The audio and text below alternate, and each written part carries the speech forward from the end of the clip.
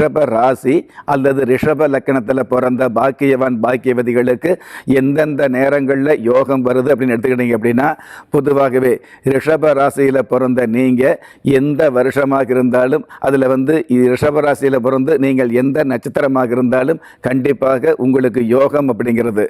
ரிஷப ராசியில் பிறந்த ஆணாக இருந்தாலும் பெண்ணாக இருந்தாலும் புதன் பகவானுடைய திசா வரக்கூடிய காலங்களில் போற்றுதலுக்குரிய காலமாக, பொன்னான காலமாக, உங்களுடைய வாழ்க்கையில் மறக்க முடியாத அல்லது மறுக்க முடியாத மிகப்பெரிய சிறப்பான காலமாக அமையும் அப்படிங்கிறது சாஸ்திர விதி. என்னை பொறுத்தளவுக்கு ஒரு ஜாதகர் அல்லது ஜாதகி ரிஷப ராசி அல்லது ரிஷப லக்கணத்தில் பிறந்து அவங்களுடைய வாழ்க்கையில் சனி திசை வராமல் இருந்தது அப்படின்னாலே அதுதான் மிகப்பெரிய தோஷம் அப்படின்னு உறுதியாக சொல்ல முடியும்.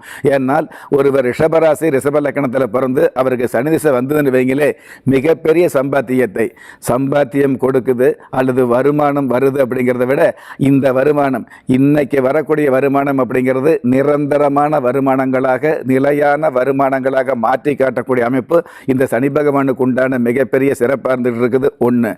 அதே மாதிரி சனி கொடுத்தால் எவர் தடுப்பார் அப்படிங்கிற பழமொழி முழுக்க முழுக்க ரிஷப ராசிக்கு அப்பளுக்கு இல்லாமல் பொருந்தி வரும். ஆக ரிஷப ராசி ரிஷப லக்கணத்தில் பிறந்த உங்களுக்கு கண்டிப்பாக சனி திசை வரக்கூடிய காலங்களில் அல்லது 7.5 சனி வரக்கூடிய காலங்களில் கூட உங்களுக்கு மிகப்பெரிய ஏற்றம் இருக்குது அப்படிங்கிறது.